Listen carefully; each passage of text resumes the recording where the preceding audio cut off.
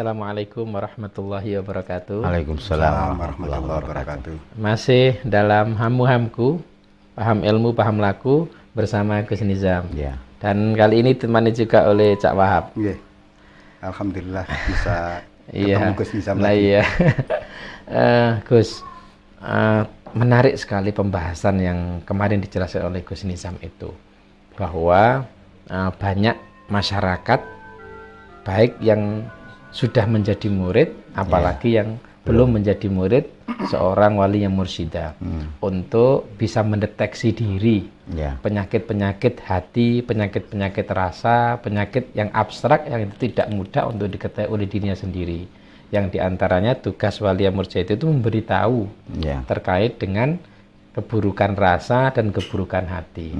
Nah, kemarin sudah diidentifikasi beberapa, diantaranya ada gradasi nafsu, ada nafsu amaro, ada nafsu lawama, ada nafsu malhama, ada mutmainnah, sampai naik kepada nafsu sofia. Itu nafsu-nafsu di situ itu jiwa, Gus ya. Jiwa. Pastinya jika wali yang mursyida itu sudah bisa menunjukkan diagnosanya seseorang tentang penyakit abstrak itu, pasti ada obatnya. Ya, pasti ada obatnya. Dan obatnya itu sesuai dengan takaran yang dipunyai oleh wali yang mursyida. Lah, kira-kira bagaimana kita supaya bisa membersihkan, membeningkan hati dan rasa kita jika kita terjangkit penyakit-penyakit yang mengotori hati dan rasa kita itu. Ya, selalu harus ditobati. Mudah sekali sesungguhnya mentobati kejiwaan yang zulumah atau keruhnya hati, keruhnya perasaan negatif, pikiran negatif. Satu, mentobati yang disesali. Rasa sesal adalah dosa. Rasa sesal berarti salah. Maka kita tahu benar itu dari salah. Iya. Kita tahu baik itu dari buruk. Dari situ maka benarlah firman Allah, fa'alhamaha fujuraha dulu. Fa'alhamaha fujuraha wa taqwaha wa nafsin wa masawaha. Fa'alhamaha fujuraha. Allah bersumpah atas nama nafsu demi jiwa, berikut kesempurnaannya, proses kesempurnaannya. Fa'alhamaha, lantas Allah mengilhami jiwa itu fujuraha, kesalahannya atau kedurhakaannya, kemaksiatannya. Wa taqwaha, kemudian ketakwaan jiwa itu. Tahu takwan nafas itu dari fujurun nafas. Oh, jadi takwan nafsi itu justru taunya dari fujurun nafsi. Dari fujurun nafas. Jadi baik itu ternyata taunya diantaranya karena tidak baik. Jadi dari kalimat demikian, firman Allah itu satu yang jenengan sampaikan tadi, jiwa itu sudah sempurna diciptakan Allah. Betul. Kemudian apa yang menyebabkan dia terilhami oleh fujurnya itu tadi? Nah, seberapa penting, karena setiap orang kadang tidak menyadari kalau dirinya fujur. Itu. Nah, itu bagaimana untuk agar tahu bahwa nafsu kita ini sedang fujur? Ya, itu harus berguru kalau itu.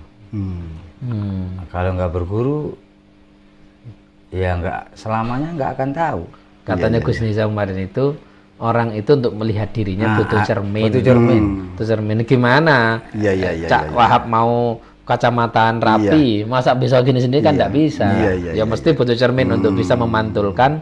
Oh, wis rapi dah, wis pantes apa durung. Nah, ternyata cermin itu diantaranya ya yang paling bersih untuk bisa memantulkan adalah wali yang mursyid Ya. guru itu. Termasuk tadi kan disampaikan juga langkah apa yang harus dimulai, Nggih. tobat. Nah, Nggih. sementara di pahaman umum Gus, tobat itu ya dari yang kelihatan. Misalkan si A ini kebiasaannya minum-minum, "Bos, aku tobat saiki." Gak minum, Gak mana? minum. Lah, yang tobat untuk tazkiyah tadi itu bagaimana, Gus? Tobat untuk tazkiyah itu meliputi perasaan-perasaan negatif. Contoh merasa lebih baik, merasa lebih tahu, lebih benar dan sebagainya. Padahal belum tentu. Itu cuma perasaan yang seringkali harus dibuktikan, harus ditahqiq di kenyataan lapangan. Nah, perasaan-perasaan yang halus seperti itulah yang dimaksud tazkiyatun nafas itu. Nah, bahasanya sering jenengan mereka baru tahu ketika ada sesuatu yang mengejutkan. Betul. Misalkan usaha tiba-tiba bangkrut, Ya. begitu Gus. Begitu ya. Ya, menunggu kejadian dan peristiwa besar. Ya, tadi takwa tahu dari fujurnya tadi. Iya. Keberhasilan taunya dari Iya. kegagalan seperti itu ya. Gus, jika Gus Nizam itu dalam pengajian-pengajiannya itu ada yang menarik, Gus, Ya.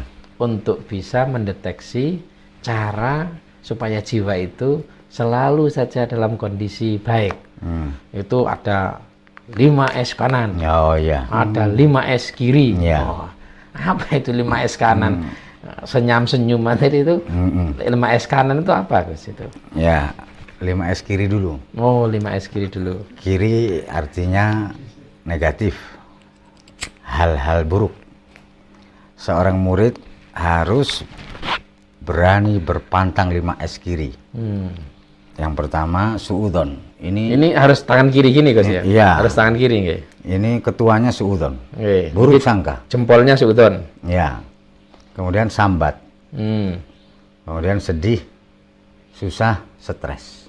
Loh, ini kok ada semua itu dalam diriku. Iya. Dalam diri semua orang.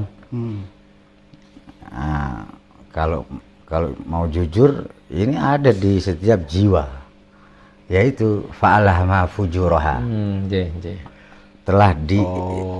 Telah Allah ilhamkan kepada jiwa itu 5S kiri. 5S kiri itu. 5S Apa kiri. tadi itu, Cak Wahab? Jelas.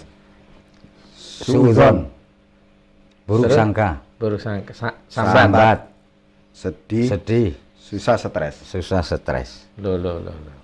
Nah, ini harus diobati dengan 5S kanan. Harus sebelah kanan gini. Ya, 5S kanan ini positif artinya. Ketuanya ini sabar. Sabar, syukur, sopan, santun, sumringah. Sabar, syukur, sopan, santun, sumringah. Oh, inilah sebetulnya obat yang tidak lengang karena zaman. Ya, Dan tidak akan punah karena sinar matahari yang sedemikian, dan tidak pernah rapuh walaupun diterah ombak. betul. Segala macam tidak akan pernah rapuh dengan 5 obat mujarab ini. Jadi berarti tazkiyah untuk agar tidak suudon itu bukan terus wiritan atau baca sholawat gitu. Ya itu Karena gini ya, Gus, ngapunten. kesibukan lahiriah. Jadi yang dipahami bahwa zikir itu sebagai alat pembersih. Memang. Nah, kalau pembersih dari suudon dan seterusnya atau semua bentuk penyakit jiwa itu dibersihkan oleh zikir. Iya, Ya, dengan kualitas zikir masing-masing. iya.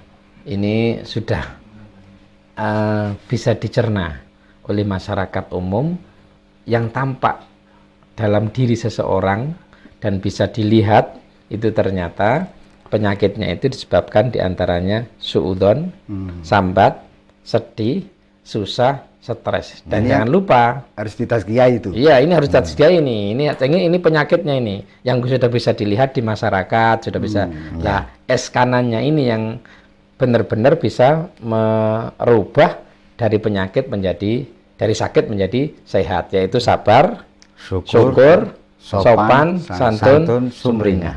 Terima kasih atas ini ulasan yang luar biasa Gus Nizam sama Cak Wahab ini. Assalamualaikum warahmatullahi wabarakatuh. Waalaikumsalam warahmatullahi wabarakatuh.